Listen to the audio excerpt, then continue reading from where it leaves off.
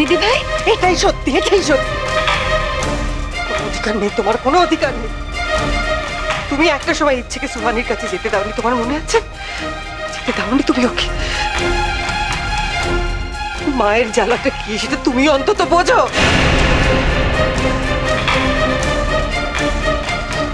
যাকে আমার এখন অনেক কাজ আছে, আমাকে আর বিরক্ত করো।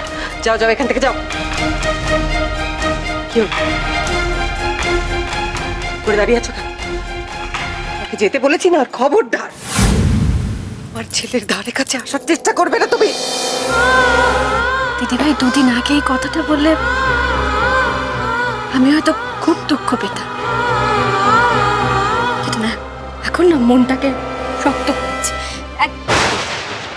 আরে এই দেখো, কোল বালিশটা দাওনি কেন? এক্ষুনি পড়ে যাচ্ছে। ছাড়ো ছাড়ো, শিগগির বেরো বেরো, এখান থেকে বেরিয়ে যাও তুমি। খবরদার বলছি, আমার ছেলের ধারে কাছে তুমি আসবে না। শুধু ওকে ছিনিয়ে নিয়ে যাওয়ার ধান্দা না। তুমি আমাকে শেখাবে কি করে ছেলে মানুষ করতে হয়, তুমি শেখাবে আমাকে। দেখেছো দেখেছো, তুমি দেখো শর্মি ঠিক বলেছিল কিনা তুমি বলো। ও বলেছিল না যে আমাকে আমাকে অপদার্থ প্রমাণ করবে ও, যাতে আমার ছেলেটাকে কেড়ে নিয়ে যেতে পারে। ও তাই তো করে। অন্তত আমার কথা। তুমি তোমার বোনের কথা বিশ্বাস করে আমাকে অবিশ্বাস করছো। আমাকে? তুমি তো আমাকে খুব ভালো করে চেনো। আর তোমার বোনের সাহস কি করে এইসব কথাগুলো বলার? ছেলের জন্য তুমি বাকি সম্পর্কগুলো ভেঙে দিতে চাইছো। বুঝবে, নিজের দোষটা তুমি একদিন না একদিন বুঝবে দিদি ভাই, বুঝবে তুমি।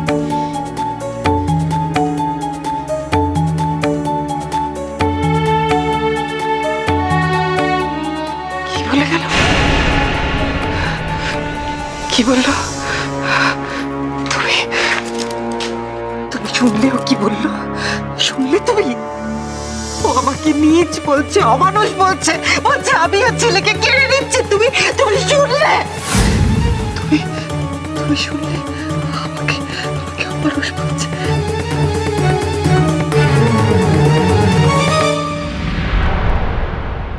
হ্যাঁ বলো।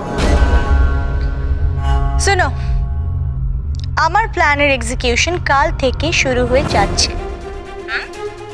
ওদিকে কি খবর? এদিকে একেবারে দাও দাও করে আগুন জ্বলছে। দিদি একদম তার ছোট জায়ের বিরুদ্ধে চলে গেছে। Good, very good. আর কুছ? সুহানি দি, আমি কিন্তু এসব কাজ করছি শুধুমাত্র একটা কারণের জন্য। তুমি আমাকে হেল্প করবে তো আমার হিরোকে পেতে?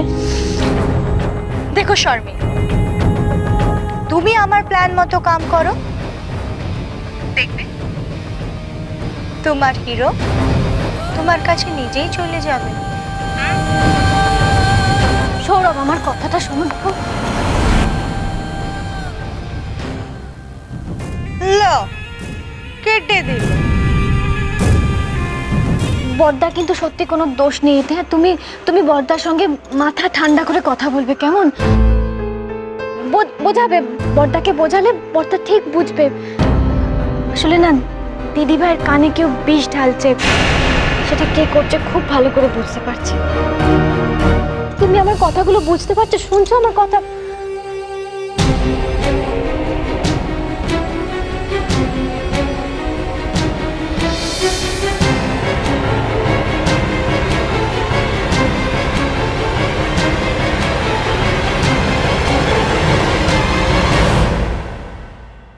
আচ্ছা, আমার বিরুদ্ধে নিয়ে যাচ্ছে সৌরভকে।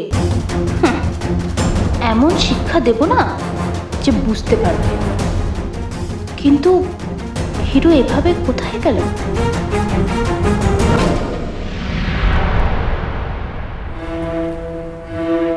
আমি ভেবেছিলাম যে আমরা দুজনে মিলে বাচ্চাটাকে খুব ভালো করে মানুষ করে ফেলবো, কিন্তু এখন তো দেখছি যে দিদিভাই সব কথারই ভুল ব্যবহার করেছে। এটাই তো বলবে তুমি? ও জন্ম দিয়েছে, ওরই অধিকার, তাই বলবে তো? এই কথাটা যদি সত্যি হয় তাহলে ইচ্ছের উপর তোমার এতটুকু কোনো অধিকার নেই। সোনা মানিক আমার, খাও খাও তো। এই বর্দা, বুঝলাম যে তোর সঙ্গে একটু কথা আছে আমার, একটু আসবি প্লিজ।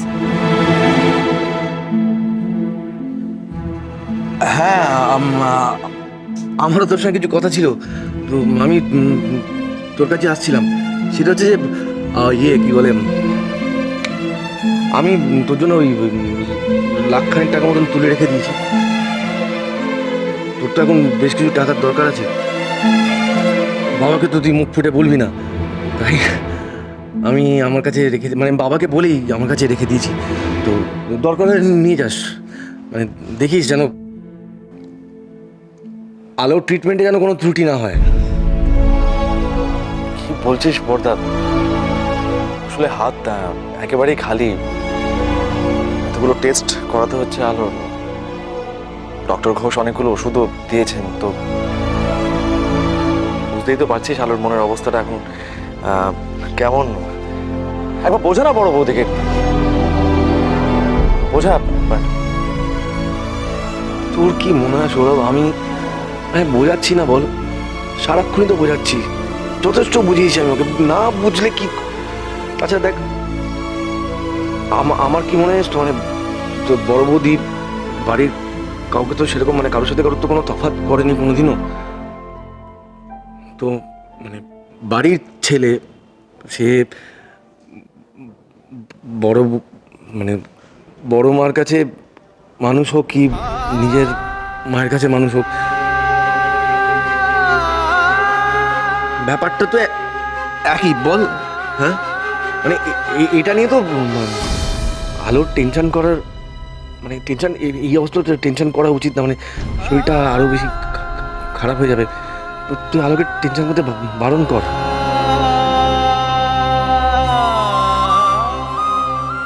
তুই এই কারণে এই টাকাগুলো আমাকে দিতে চাইছিস? না,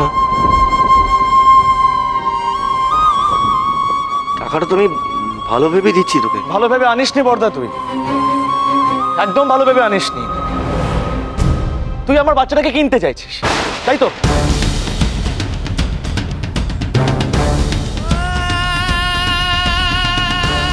এত কিছু ভাবিনি রে, সত্যি বলছি, আমি এত ভাবিনি। আমি চাই না তোর সাহায্য বর্দা, একদম চাই না তোর সাহায্য। আমার কোনো ধারণা ছিল না তুই এত নিচে নামতে পারিস। আমার চাই না। চুপ করো না, তুমি চুপ করো। বর্দা আসলে না ও বুঝে বুঝে বলেনি কথা। কে বলেছে বুঝে বলেনি? আমি সমস্ত কথা বুঝে বলেছি। ওর মুখটা খেয়াল করেছো তুমি? চোরের মতন পালিয়ে পালিয়ে বেড়াচ্ছে, একবারও ঝামেলার মধ্যে ও কিছু বলছে না। ও কিচ্ছু বলছে না, যা দেখছে। তুই কি ভেবেছিস টাকা দিয়ে আমার বাচ্চাটাকে কিনবি? হ্যাঁ, টাকা দিয়ে আমাকে বলাতে চাইছিস তুই? তুমি চুপ করবে, টাকা দেখাচ্ছিস। কত কথা শোনাবে, তুমি চুপ করো না। তোরা আস্তে কথা বল, এই মুহূর্তে বাবা চলে আসলে কিন্তু সর্বনাশ হবে। চল তুই বস, বস এখানে, বস, চুপ কর। দিদি একটু জল।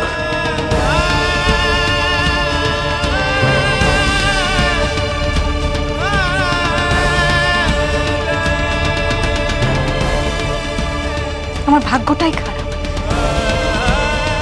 কেন বেঁচে আছি কে জানে। এই দিনটা দেখার জন্য নিজের বাচ্চাটাকে ছুটতে পারছি না, তার মধ্যে তুমি।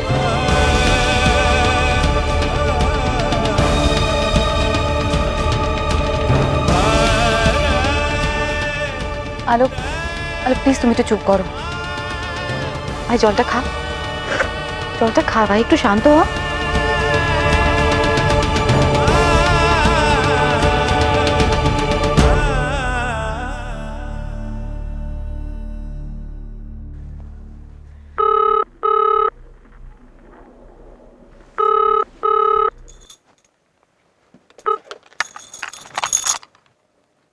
হ্যালো, সৌরভ মৈত্র আছেন? আমি ওনার স্ত্রী, আপনি বলতে পারেন। আপনাকে বলা যাবে না ম্যাডাম, মিস্টার মৈত্রকেই বলতে হবে।